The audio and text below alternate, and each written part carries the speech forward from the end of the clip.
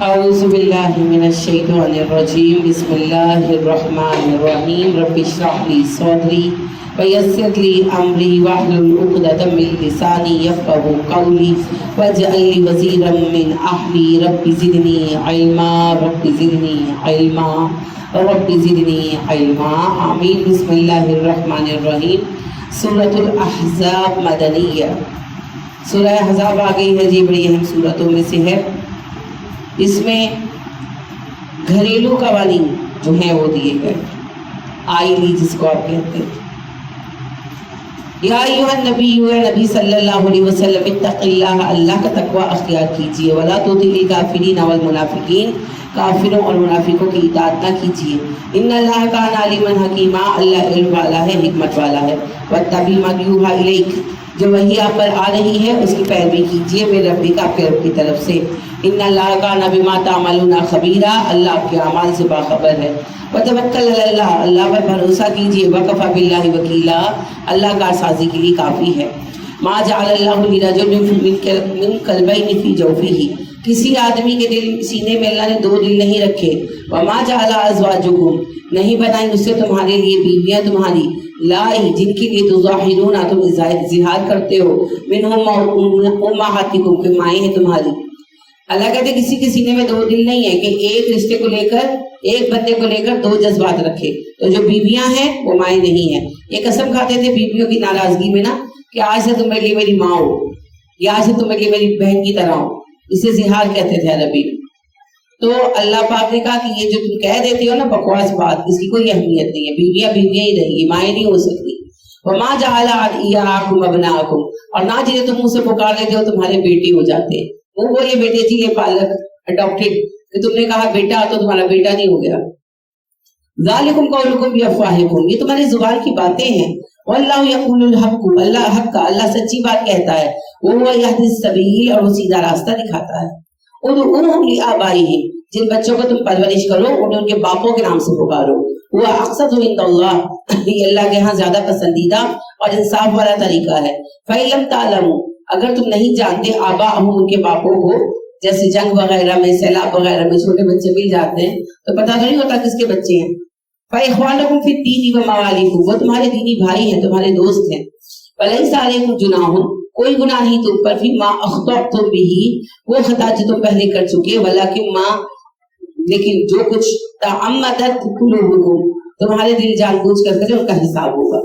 یعنی کہ اگر کسی نے غلطی سے کسی کی ولدیت بدل دی، غلطی مطلب یہی کہ بھئی کسی بچے کو اڈاپٹ کیا اور اس کی ولدیت چینج کر دی، اپنے نام سے کر دی، جیسے زید بن حارثہ کو زید بن محمد کہا جاتا تھا۔ تو اللہ کہتے ہیں یہ تو کوئی بات نہیں، اب جو ہو گیا سو ہو گیا، لیکن اگر کسی نے جانتے بوجھتے ہوئے کسی کا نسب بدلا ہے تو اس کا سوال ہوگا۔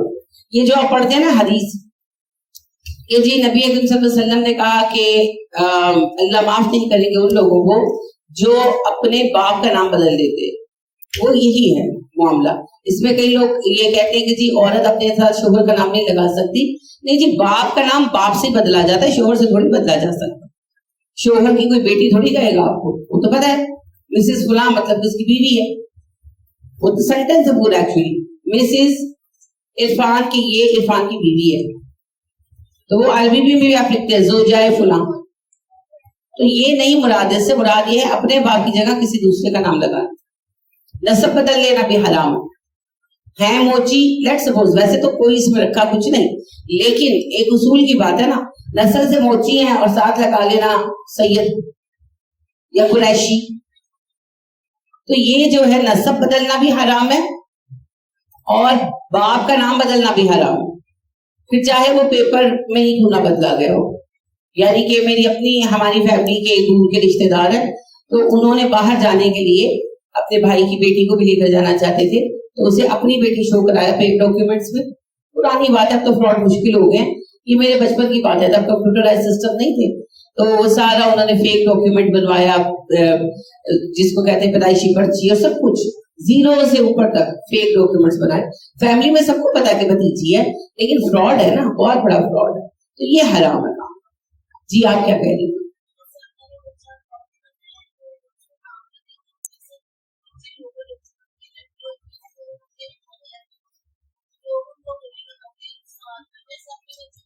اس کا صرف ایک ہی حل ہے، اڈاپٹیڈ بچے کو جس نے اڈاپٹ کیا، بیٹا ہو یا بیٹی ہو، اس کو دودھ پلوا دیں، خود پلا لیں۔ اب تو آرٹیفیشل ملکنگ ہو جاتی ہے، یعنی کہ میڈیسنز دی جاتی ہیں جس سے ماں کو دودھ ادھر آتا ہے تھوڑی گھنٹوں کے لیے، تو وہ دودھ ایک دو دفعہ بھی پلا دیں گے تو جو ہے نا رضاعت ہو جائے گی۔ اچھا یہ تھوڑا سا مہنگا ہے اوبویسلی، تو کوئی ایسا رشتہ یہ کہ جیسے اگر لڑکا ہے تو خالہ دودھ پلا دے، بھانجی دودھ پلا دے ماں کی، تو وہ محرم ہو جائے، ٹھیک ہے۔ اسی طریقے سے اگر لڑکی ہے تو پھر باپ کے ساتھ مسئلہ بنتا ہے نا حرمت کا، تو پھر پھپھو دودھ پلا دے، بھتیجی دودھ پلا دے، دادی دودھ پلا دے، تو وہ اس در سے پھر رضاعت کا رشتہ بن جائے گا۔ تو یہ اس کا حل ہے۔ اور اگر نہیں کیا تو جب وہ بچہ بڑا ہوگا تو نہ محرم ہوگا، کیونکہ دیکھیں رشتہ یا ہے رشتہ یا نہیں ہے، یہ درمیان والی چیز نہیں ہے کہ ہم اپنی مرضی سے رشتہ بنا لیں۔ رشتے دو ہیں بلکہ تین ہیں، نسب، رضاعت اور صہر۔ ایک اور رستہ بھی ہے، اگر بیٹا اڈاپٹ کیا، بچہ اڈاپٹ کیا، وہ بڑا ہو تو اپنی بیٹی سے بیاہ دو، داماد بن گیا، محرم ہو گیا۔ بچی اڈاپٹ کی، اپنے بیٹے سے بیاہ دو تو وہ بہو بن جائے گی۔ لیکن یہ پھر بچپن سے ذہن سازی کرنی پڑتی ہے، ورنہ ظاہر ہے بچے جب بچپن سے اکٹھے ہم پالتے ہیں، بہن بھائی کہتے ہیں، تو ان کے ذہن بھی وہ بہن بھائی ہوا ہے۔ تو یہ پلاننگ بچپن سے ہونی چاہیے۔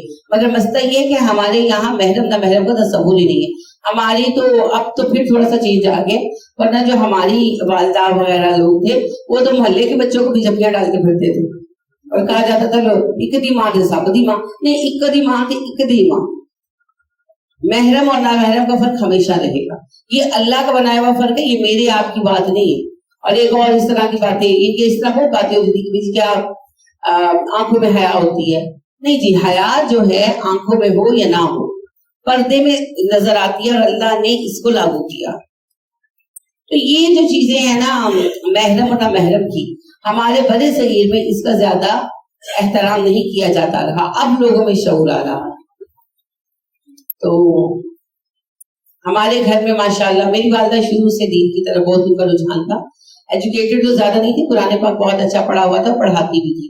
تو مجھے ابھی بھی یاد ہے کہ میں تو خیر بہت چھوٹی تھی، مگر ہمارے محلے میں جو گھر تھے جیسے شبرات وغیرہ ہوتی تھی، شب قدر وغیرہ بھی، لیلۃ القدر پہ بھی لڑکیوں کے ساتھ ساتھ لڑکے بھی آتے تھے، وہ ان کے بھائی بھی آ جاتے تھے، اور سب مل کر جو ہے نا وہ عبادت کرتے تھے۔ تو غلط ہے، اس وقت یہ تصور ہی نہیں تھا۔ لڑکے پہلی بات تو مسجد میں جائیں نا، مسجد کیسے آباد ہوگی؟ اور دوسری بات یہ ہے کہ جو بچے بالغ ہو رہے ہیں، 13 14 15 سال کے ہو رہے ہیں، ان کا کوئی کام نہیں ہے کہ وہ لڑکیوں کے ساتھ بیٹھ کر عبادت کرے۔ مگر میں اب یہ دیکھتی ہوں ان زمانوں میں پردے کا یہ کانسیپٹ ہی نہیں تھا، یہ والی باتیں ہی نہیں تھی۔ یہ شعور تو ہم جیسے جیسے بڑے ہوئے کزنوں سے ملنا ملانا، یعنی کہ ویسے میری فیملی پشاور سے بلانگ کرتی ہے، ہماری فیملی میں کھلا نہیں تھا، لیکن میرا ددیال لاہور کا ہے، تو یہاں ہمارے جو کزنس تھے ہاتھ ملنا، گلے لگا لینا نارمل ہے۔ یہ دوسرا یہ نہیں کہ پراپر گلے لگا لیں، جسے ساتھ لگانا، یہ بالکل نارمل کسٹم یہاں ہم نے دیکھا۔ ہم چونکہ میری مدر چونکہ پشاور سے بلانگ کرتی ہے تو ہمارے اندر نہیں تھا، لیکن یہ بڑا نارمل مانا جاتا ہے، کہا جاتا ہے چاچے کا ہی پتر ہے، بلکہ محاورہ بھی بنا ہوا نا، اگر کوئی کسی سے بات کر رہا ہے یا کہا کہ تم جاؤ سے پوچھ لو میری پھوپھی کا پتر ہے، اور پھوپھی کا پتر بھی محرم نہیں ہوتا، پھوپھی کا پتر تو جا کے اسی گلا نہیں کر سکتے، وہ بھی نہ محرم ہے۔ تو یہ تصورات جو ہے نا یہ کمزور ہے۔ لہٰذا اگر کس نے بچہ اڈاپٹ کیا ہے یا بچی اڈاپٹ کی ہے تو حل یہی ہے، اگر لڑکا ہے تو ماں کا رشتہ دار کوئی خاتون جو ہے رشتے میں جو محرم ہوتی ہیں وہ اس بچے کو دودھ پلا دے تو رضاعت ہو جائے گی۔ میری ایک عزیزہ ہے، انہوں نے بچہ اڈاپٹ کیا ہوا ہے، تو وہ بے اولاد تھی، تو انہوں نے اپنی بھانجی سے اس کو دودھ پلوایا، تو اب وہ ان کا نواسا بن گیا رشتے، تو لہٰذا محرم ہوگی۔ اور اگر لڑکی ہے تو پھر باپ کے رشتے میں سے کوئی خاتون جو ہے اسے دودھ پلا دے، تو اس طرح پھر رضاعت کا رشتہ بن جائے۔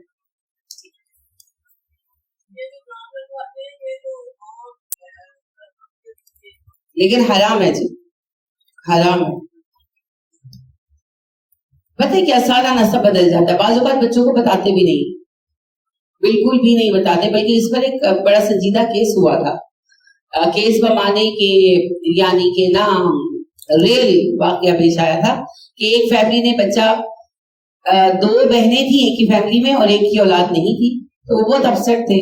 تو اس کے پہلے بھی کچھ بچے تھے 2-3, ایک بہن کے ایک کے نہیں تھے. تو اس کے جڑواں بچے ہوئے, تو دونوں یعنی کہ میاں بھی بھائی تھے, بیویاں بھی بہنیں تھیں. تو انہوں نے آپس میں ڈیسائیڈ کیا اور کسی کو بھی نہیں بتایا, اور ایک بچہ بہن کو دے دیا اور ایک بچہ خود رکھ لیا. ایک بیٹی تھی ایک بیٹا تھا. اب اللہ کا کرنا ہے آگے ایسے انہوں نے کسی کو نہیں بتایا, کسی کو بھی نہیں پتا تھا. سب کو یہ پتا تھا کہ ان کا اپنا بچہ ہے, کیونکہ دونوں ملک سے باہر تھی فیملیز, اور دونوں نے اپنی پوری فیملی سے اپنے پیرنٹس سے سب سے جھوٹ بولا.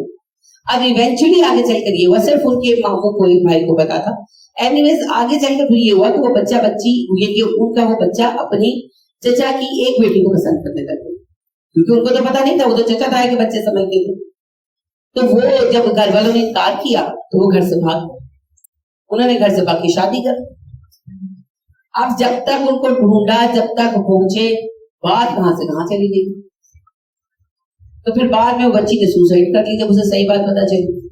تو بات یہ ہے کہ یہ اتنا بڑا جرم کیوں ہوا, کیونکہ ماں باپ نے جھوٹ بولا. وہ سگے بہن بھائی تھے اور ان کو یہ پتا تھا کہ چچا تھا کی اولاد ہے. ان کو تو یہ کوئی ریزن ہی نہیں لگی کہ ہمارے ماں باپ کیوں ضد کر رہے ہیں. تو وہ بھاگ گئے اور انہوں نے شادی کی, اور شادی کرنے کے بعد وہ اپنے ماموں کے پاس گئے, اور جب اپنے ماموں کے پاس پہنچے ان کے ماموں کو ریالٹی پتا تھی. لیکن دیکھیں اس میں جو کچھ ہو گیا وہ انبیئریبل, اور ان افیکٹ سے فیملی کبھی بھی نہیں نکل سکتی, نکل ہی نہیں سکتی. تو یہ جو ہے نا اللہ پاک کے قوانین بالکل صحیح ہیں, سچ بتانا چاہیے.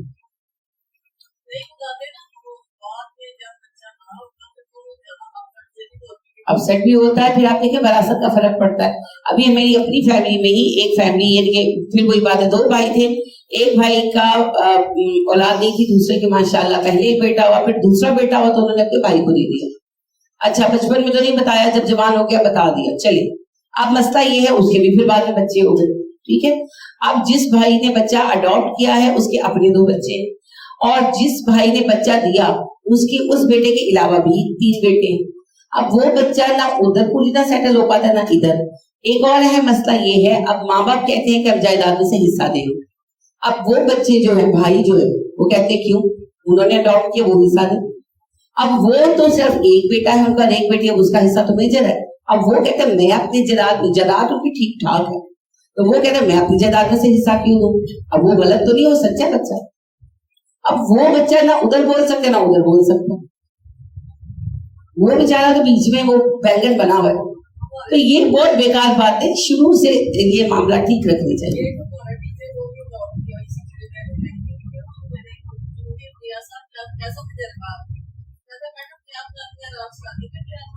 ایک بندہ آیا تو عورت کو کہا کہ امتیاز صاحب ہیں اور فلاں فلاں کے لے مارے, جب کے بعد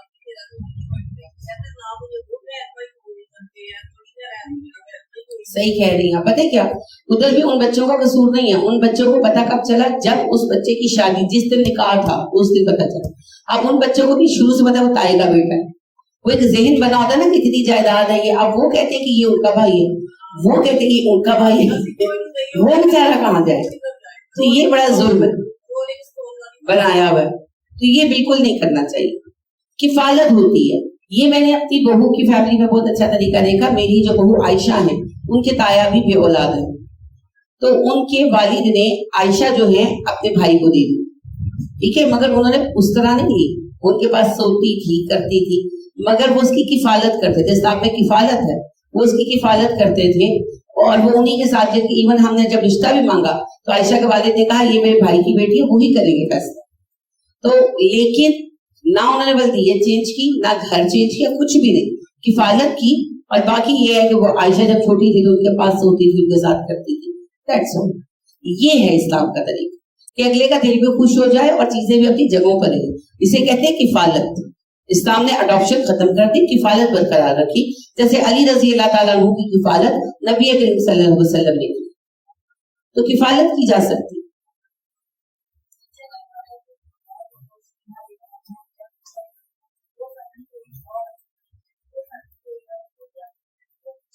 نہیں, وہ پاس لے جا سکتے ہیں, لیکن بچے کو بتائیں نا کہ تمہارے ماں باپ وہ ہیں. کبھی کبھی ماں باپ, آپ ویسے بھی تو بھائی بہن کا بچہ رکھے تھے. جیسے میں جب ہم چھوٹے تھے, میری خالہ گاؤں میں بیانی ہوئی تھی, تو میری خالہ کی ساری بچیاں ہمارے پاس تھی. یعنی میری خالہ کی 6 بیٹیاں ہیں, میری خالہ کی 4 بیٹیاں ہمارے پاس رہتی تھی. کیونکہ اسکول جاتی تھی گاؤں میں، اسکول نہیں تھا. پھر جب 5ویں پہ آئی تو پھر میری خالہ نے لاہور میں گھر کرائے پہ لے لیا کہ میری ساری بیٹیاں تو لاہور میں، میں کیا کروں گاؤں میں رہ کے. تو یعنی کہ ویسے بھی تو بچے ایک دوسرے کے پاس رہتے ہیں، لیکن بچے کو پتا ہونا چاہیے کہ میرے اصل پیرنٹس وہ ہیں، یہ میرے کفیل ہیں، میرے ماموں ہیں یا خالہ ہیں یا جو بھی ہیں، تو میں ان کے پاس رہتا ہوں، انہوں نے مجھے پالا ہے اور اس میں کوئی قباحت نہیں. حضرت علی بھی تو نبی صلی اللہ علیہ وسلم کے پاس رہے، وہ کبھی اپنے ابا کے پاس رہے، 2.5 سال کی عمر میں نبی صلی اللہ علیہ وسلم لے گئے تھے. پھر جب شادی کیا تو گھر الگ کیا علی کا، اس میں کوئی حرج نہیں، لیکن پورا پتا ہونا چاہیے کہ بھئی یہ سچویشن تھی، اس سچویشن میں دیا اور یہ مجھے پال گئی. لیکن جی سچائی پر رشتے بھی قائم ہونے چاہیے. تو حضرت علی کو تو باقاعدہ پتا تھا، ہم تو یہاں گئے کہ ہو بیٹا بھی یا بیٹی بھی گئے، میں تو مرنے لگی ہوں، تم پہ بوجھ ہوں، ماں باپ بھی گئے، ہم کس منہ سے بتائیں جو ہمارا ڈرامہ چلتا ہے. حضرت علی کو تو وضاحت سے پتا تھا کہ قحط پڑا، میرے ابا کی فیملی بڑی تھی، افورڈیبلٹی نہیں تھی، تو نبی صلی اللہ علیہ وسلم نے مجھے میری کفالت کے لیے، نبی صلی اللہ علیہ وسلم نے ایکچولی یہی کیا تھا. اور حضرت عباس جو ہیں انہوں نے ان کے بیٹے عقیل کی دی تھی، یعنی انہوں نے اگر جب بات کی نا تو حضرت ابو طالب جو تھے انہوں نے کہا کہ نبی صلی اللہ علیہ وسلم نے کہا عباس سے کہ قحط ہے اور حالات بہت ٹائٹ ہے اور ابو طالب کی فیملی بڑی ہے، تو ہم ایک بچہ اس کی کفالت لے لیتے ہیں. تو دونوں آئے، بات کی، تو ابو طالب نے کہا کہ بڑا بیٹا نہ لے کر جاؤ، وہ میرے بہت سہارا ہے، تو باقی دیکھ لو. تو عباس جو تھے انہوں نے تیسرے نمبر کے بیٹے عقیل کو لیا اور نبی اکرم صلی اللہ علیہ وسلم نے سب سے چھوٹے بچے علی کو لیے. تو ان کو پتا تھا کہ ہمارے والد کے حالات ٹائٹ تھے، تو انہوں نے ہماری کفالت کی. ہمارے یہاں تو بھائی پتہ نہیں کیا فسانہ بن جائے کیونکہ ہم عجیب جذباتی لوگ ہیں، لیکن اس میں کوئی حرج نہیں. تو کفالت کی جا سکتی ہے اور کفالت جائز و درست ہے. کفالت اور اڈاپشن میں صرف ایک چیز کا فرق ہوتا ہے، اڈاپشن میں بچے کو اپنا نام دے دیا جاتا ہے، اسے اپنی اولاد بنا لیا جاتا ہے. کفالت میں سب کچھ کیا جاتا ہے لیکن بچے کو اس کے ماں باپ ہی کے اعتبار سے کام و تعریف کرایا جاتا ہے. بچے کو بھی پتا ہوتا ہے میں ان کی اولاد ہوں. وجہ دو ہیں، وراثت اور نسب، دونوں خراب نہیں ہوتے. وَلَكِنْ مَا تَعَمَّدَتْ قُلُوبُكُمْ، لیکن جو جان بوجھ کر ارادہ کرے ان کے دل گنہگار ہیں. فَقَانَ اللَّهُ غَفُورًا رَحِيمًا، اللہ بخشتا ہے مہربان ہے. یہ نہیں لگتے جو پہلے ہو گئے میں نے معاف کر دیا.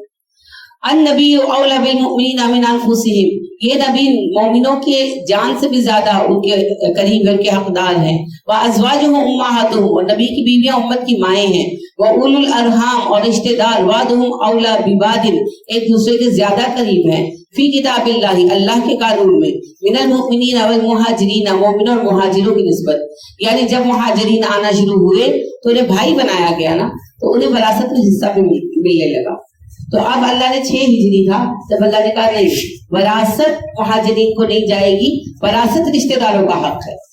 الا ان تفعلوا الى اولیاءکم معروفا، ہاں اگر اپنے دوستوں کو دستور کے مطابق کچھ دینا چاہو وہ تم دے سکتے ہو، یعنی کہ کچھ گفٹ کرنا چاہتے ہیں وہ ٹھیک ہے، کوئی وصیت ان کے لیے کرنا چاہتے ہیں کر سکتے ہیں. کانا ذالک فی الکتاب مستورا، یہ ہے کتاب مستور میں لکھا ہوا. تو لوگ کہتے ہیں جی یہ تو بڑا ظلم ہے، اڈاپٹڈ بچے کو کچھ نہیں دے سکتے. دے سکتے ہیں نا، گفٹ کر دے، وصیت کر دے. وارث نہیں بنا سکتے، وارث وہ اپنے باپ کا ہوگا. وَإِذْ أَخَذْنَا مِنَ النَّبِيِّينَ، اور جب ہم نے نبیوں سے عہد لیا، مِيثَاقَهُمْ پختہ عہد، وَمِنْكَ اور آپ سے بھی، وَمِن نُوحٍ وَإِبْرَاهِيمَ وَمُوسَىٰ وَعِيسَىٰ ابْنَ مَرْيَمَ، اور ہم نے عہد لیا نوح سے، ابراہیم سے، موسیٰ سے، عیسیٰ بن مریم سے. وَأَخَذْنَا مِنْهُم مِيثَاقًا غَلِيظًا، اور یہ عہد ہم نے پختہ لیا تھا. کیا عہد تھا جی؟ کہ تم میرے نبی ہو، جب تم پر نبوت آئے گی، نبی بنائے جاؤ گے تو میرا حکم پورا کرنا. یہ اصل میں تھوڑی سی ڈانٹ پڑی نبی صلی اللہ علیہ وسلم کو. معاملہ تھا زید بن حارثہ اور ان کی بیوی حضرت زینب بنت جہش کا. نبی صلی اللہ علیہ وسلم کو اللہ نے کہا کہ آپ زید کو کہیں زینب کو طلاق دے دیں اور آپ زینب سے شادی کر لیں، کیونکہ عربوں میں یہ تصور تھا کہ اڈاپٹڈ بیٹا سگا بیٹا ہے، لہٰذا بہو بھی حرام ہوگی جیسے سگی بہو حرام ہوتی ہے. اب اللہ اڈاپشن کا انسٹیٹیوٹ ختم کر دینا چاہتے تھے، اسی لیے یہ حکم دیا. مگر یہ بڑا مشکل تھا کیونکہ نسلوں سے چلا رہا تھا. اس کی مثال آپ وہ سمجھیں گے کہ ہندوؤں میں ہوتا ہے نا کہ جس کو دھاگا باندھ دیا، رکشا بندھن باندھ دیا، وہ سگا بھائی ہو گیا. تو اگر وہاں کوئی ہندو جو ہے کسی ایسے لڑکے سے شادی کر لے، لڑکی جس کو اس نے راکھی باندھی ہو، تو وہ حرام قرار دیں گے نا اس رشتے کو. عربوں میں یہی معاملہ تھا. جسے اڈاپٹیڈ بیٹا مان لیا اب وہ تو ہو گیا سگا بیٹا. اب آپ ان کی متعلقہ بیوی سے شادی کرتے تو یہ لوگ بکواس کرتے طرح طرح کی. تو آپ کا حوصلہ نہیں پڑ رہا تھا, آپ کو جان کا یہ بات کا ڈر نہیں تھا, ان کی گندی باتوں کا ڈر تھا. تو آپ کی ہمت نہیں ہو رہی تھی بحیثیت انسان کہ آپ ان کو کہیں. لہٰذا اس آپ کو جبرائیل آ کر کہہ چکے تھے. اس کے بعد آئے زید آپ کے پاس کہ میں طلاق دینا چاہتا ہوں زینب کو, تو آپ نے کہا اللہ سے ڈرو طلاق نہ دو, کہ نہ طلاق ہو نہ یہ آزمائش ہے. اب اللہ نے معاملہ قرآن میں اتار دیا. ٹھیک ہے, لیسأل الصادقین عن صدقہم, تاکہ اللہ سوال کرے سچوں سے ان کی سچائی کے بارے میں. وعد للکافرین عذابا الیما, کافروں کے لیے عذاب علیم ہے. یا ایھا الذین آمنوا, ایمان والو, اذکروا نعمت اللہ علیکم, اللہ کی نعمت یاد کرو جو اس نے تم پر کی. اذ جاءتکم جنود, جب آئے تمہارے پاس لشکر. فارسلنا علیہم ریحا, ہم نے پر ہوا بھیجی. وجنودا, اور لشکر اتارے. لم تروها, جو تم نے نہیں دیکھے. وکان اللہ بما تعملون بصیرا, اللہ تمہارے اعمال دیکھتا ہے. یہ جی احزاب کا ذکر ہے. کون سا غزوہ احزاب؟ خندق. خندق میں 10,000 کا لشکر آیا تھا اور مدینہ کا محاصرہ ہو گیا تھا. تو اللہ کہتے ہیں جب وہ آئے اور ہر طرف سے تم گھر گئے تو میں نے تمہاری مدد کی. 1 مہینہ محاصرہ جاری رہا. یہ واحد جنگ ہے جو سردی میں ہوئی تھی, شدید سردی تھی اور مسلمان بہت دقت میں تھے. پھر 1 ماہ بعد اللہ نے فضل کیا, رات میں آندھی اٹھی اور صحرا کی آندھیوں میں پھر لشکر ختم ہو جاتے. تو آندھی کی شدت دیکھ کر پھر ان لوگوں کو میدان چھوڑ کر جانا پڑا.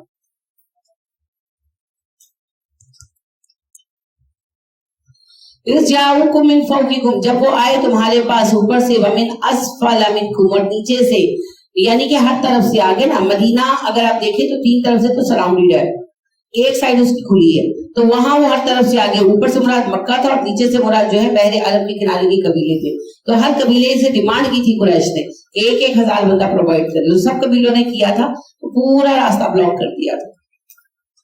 وَإِذْ زَاغَتِ الْأَبْصَارُ, تمہاری آنکھیں تھک گئیں. وَبَلَغَتِ الْقُلُوبُ الْحَنَاجِرَ, اور دل تمہارے حلق میں اٹک گئے. خوف کی شدت, جی خوف کی شدت. جھولا لیا کبھی اوپر سے نیچے یا نیچے سے اوپر جو جاتا ہے, جب وہ جاتا تو ایسے نہیں لگتا دل حلق میں آ گئے, خوف ہوتا ہے. تو اللہ نے کہا کہ تمہاری آنکھیں پتھرا گئی تھی دیکھ دیکھ کر اور تمہارے دل حلق میں آ گئے تھے. وَتَظُنُّونَ بِاللَّهِ الظُّنُونَ, تمہیں گمان ہونے لگے تھے اللہ کے بارے میں. جب آپ بہت پریشان ہوتے ہیں تو دل میں طرح طرح کے گمان آتے ہیں نا. تو صحابہ اللہ کی مدد مانگ رہے تھے, یہ نہیں کہ کوئی شک ہو گیا تھا, مگر شیطان وسوسے تو ڈالتا رہا, پتہ نہیں کیا ہوگا, پتہ نہیں ہونا بھی ہے کہ نہیں. وہ والی بات. هُنَالِكَ ابْتُلِيَ الْمُؤْمِنُونَ, یہ وقت تھا جب مومن آزما لیے گئے. وَزُلْزِلُوا زِلْزَالًا شَدِيدًا, ہلا ڈالے گئے. وَإِذْ يَقُولُ الْمُنَافِقُونَ, یہ وہ وقت تھا جب منافق کہہ رہے تھے. وَالَّذِينَ فِي قُلُوبِهِم مَرَضٌ, اور وہ کہہ رہے تھے جن کے دل میں بیماری ہے. ایک تو منافق ہو گئے, دوسرے کون ہیں؟ جن کے دل میں ایمان ابھی کمزور ہے, راسخ نہیں ہوا. مَا وَعَدَنَا اللَّهُ وَرَسُولُهُ إِلَّا غُرُورًا, اللہ اور رسول کا وعدہ جھوٹا تھا. یعنی کہ جب حالات زیادہ خراب ہوئے نا تو منافقوں نے اپنا پینک پھیلانا شروع کر دیا.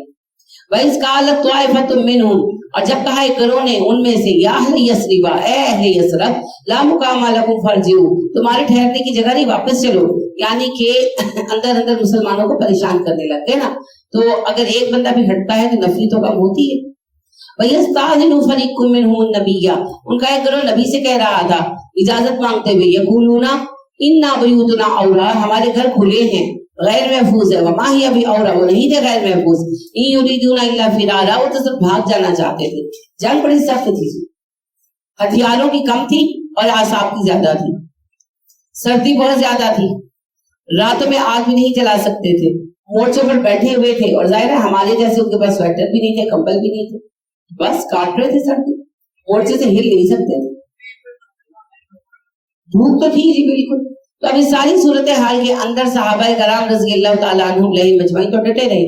منافقوں نے پینک پھیلانا شروع کر دی. پھر ایک بہانہ ہاتھ آ گیا کہ بنو قریظہ والوں نے غداری کی اور پلان کیا کہ پیچھے عورتوں بچوں پر حملہ کر دیا جائے. یہ نبی صلی اللہ علیہ وسلم نے ان میں جاسوس چھوڑے ہوئے تھے, آپ کو پہلے ہی پتا تھا کہ یہ قابل بھروسہ نہیں ہے. اطلاع مل گئی, آپ صلی اللہ علیہ وسلم نے 200 سپاہی جہاں عورتیں بچے رکھے تھے, گڑی تھی, ایک چھوٹا سا قلعہ تھا, تو وہاں پر تعینات کر دیا. عورتوں بچوں کی حفاظت ہو گئی, مگر اب یہ کہنے لگے ہمارے گھر والے محفوظ نہیں ہیں, ہمیں واپس جانے کی اجازت ہے. آپ نے دے دی, اور یہ اجازت منافقین کے سوا کسی نے نہیں مانگی. وَلَوْ دُخِلَتْ عَلَيْهِمْ مِنْ أَقْطَارِهَا، اگر داخل ہو جاتا دشمن ان پر اطراف سے شہر سے، ثُمَّ سُئِلَ الْفِتْنَةَ، اور یہ سوال کیے جاتے فتنے میں پڑنے کا، لَآتَوْهَا، فوراً شامل ہو جاتے۔ اللہ کہتے ہیں کہ اگر کفار مکہ داخل ہو جائے نا مدینے میں اور لوٹ مار میں ان کو اپنے ساتھ شامل کرے منافقوں کو، تو یہ فوراً شامل ہو جائیں گے، انہیں کوئی یاد نہیں آئے گا کہ ہم مسلمان ہیں۔ وَمَا تَلَبَّسُوا بِهَا إِلَّا يَسِيرًا، اور یہ انتظار نہ کرتے مگر ذرا برابر۔ وَلَقَدْ كَانُوا عَاهَدُوا اللَّهَ، اور بے شک انہوں نے اللہ سے عہد کیا تھا، من قبل، اس سے پہلے، لَا يُوَلُّونَ الْأَدْبَارَ، کہ یہ منہ نہیں پھیریں گے۔ عہد میں وعدے کیے تھے نا۔ وَقَالَ عَهْدُ اللَّهِ مَسْئُولًا، اللہ سے جو وعدہ کیا گیا ہے اللہ حساب لے گا۔ قُل لَّن يَنفَعَكُمُ الْفِرَارُ إِن فَرَرْتُم مِّنَ الْمَوْتِ، کہیے تمہیں کوئی فائدہ نہیں ہوگا بھاگنے سے، کس سے بھاگ رہے ہو؟ موت سے، اب القتل، قتل سے، وَإِذًا لَّا تُمَتَّعُونَ إِلَّا قَلِيلًا، اگر تم بچ بھی گئے تو زیادہ عرصہ جی نہیں پاؤ گے۔ قُلْ مَنْ ذَا الَّذِي يَعْصِمُكُم مِّنَ اللَّهِ، کہیے کون ہے جو بچائے گا تمہیں اللہ سے، إِنْ أَرَادَ بِكُمْ سُوءًا، اگر اس نے فیصلہ کر لیا تمہیں نقصان دینے کا، أَوْ أَرَادَ بِكُمْ رَحْمَةً، یا اس نے ارادہ کر لیا رحمت پہنچانے کا۔ وَلَا يَجِدُونَ لَهُم مِّن دُونِ اللَّهِ وَلِيًّا وَلَا نَصِيرًا، وہ اللہ کے سوا نہ کسی کو دوست پائیں گے نہ مددگار۔ قَدْ يَعْلَمُ اللَّهُ الْمُعَوِّقِينَ مِنكُمْ، اللہ جانتا ہے تم میں سے روکنے والوں کو، والقائلین، کہنے والوں کو، لإخوانہم، اپنے بھائیوں سے، ہلم الینا، ہمارے ساتھ چلو، یعنی وہی منافق جو ہیں صحیح العقیدہ مسلمانوں سے کہہ رہے تھے چلو چلو ہمارے ساتھ۔ ولا یاتون الباس الا قلیلا، خود بھی جنگ میں شریک نہیں ہوئے مگر تھوڑا بہت۔ اشیخۃ علیکم، بخیل ہیں تمہارے معاملے میں۔ فاذا جاء الخوف، آتا ہے جب خوف کا لمحہ، رأیتہم، خوف یعنی جنگ، رأیتہم ینظرون الیک تدور اعینہم، تو تم دیکھتے ہو گھما گھما کر آنکھیں تمہیں دیکھتے ہیں، کالذی یغشی علیہ من الموت، ایسے جیسے ان میں موت کی غشی تاری ہونے لگی ہو، کہ جنگ کا وقت آتا ہے تو انہیں لگتا ہے کہ ہم مرنے والے ہیں۔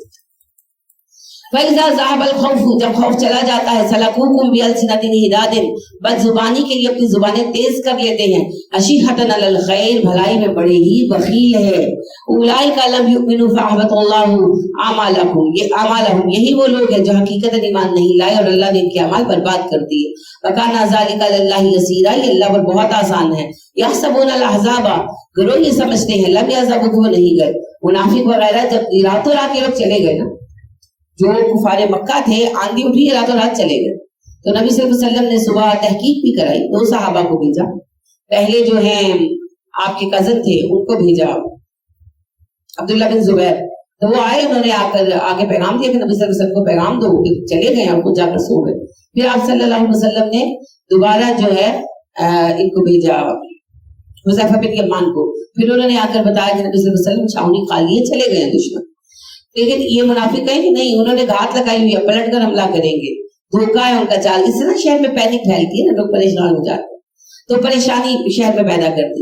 اللہ کہتے ہیں وَإِيَّاتِ الْأَحْزَابُ يَوَدُّ لَوْ أَنَّهُمْ بَادُونَ فِي الْأَعْرَابِ، یہ صرف افواہیں اڑاتے ہیں، اگر سچ مچ آ جائے نا جنگ کرنے کے لیے، اگر سچ مچ گھات میں ہوتے، ان کو پتا ہوتا، تو یہ لوگ چاہتے کہ یہ دیہات میں بس رہے ہوتے، مدینہ کے شہری نہ ہوتے۔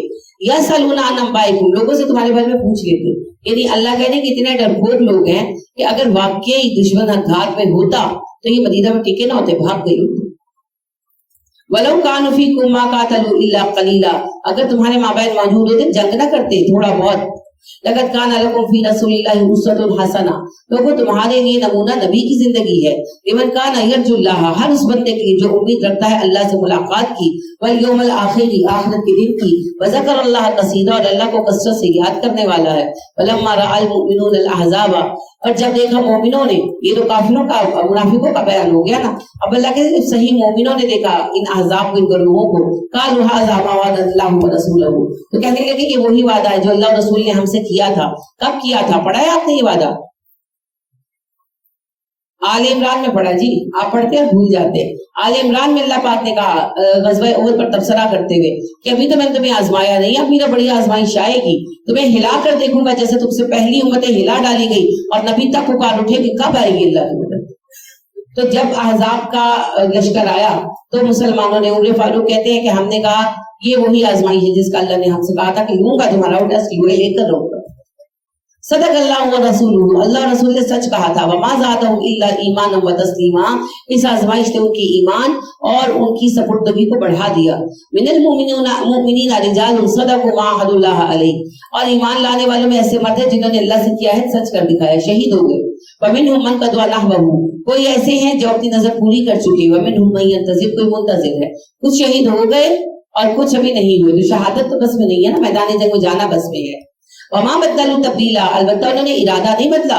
لیجزی اللہ الصادقین بصدقہم، یہ جنگ ہوئی تاکہ اللہ سچوں کو ان کی سچائی کا بدلہ دے. ویعذب المنافقین، منافقوں کو عذاب دے ان شاء اگر چاہے، اور یتوب علیہم چاہے معاف کر دے.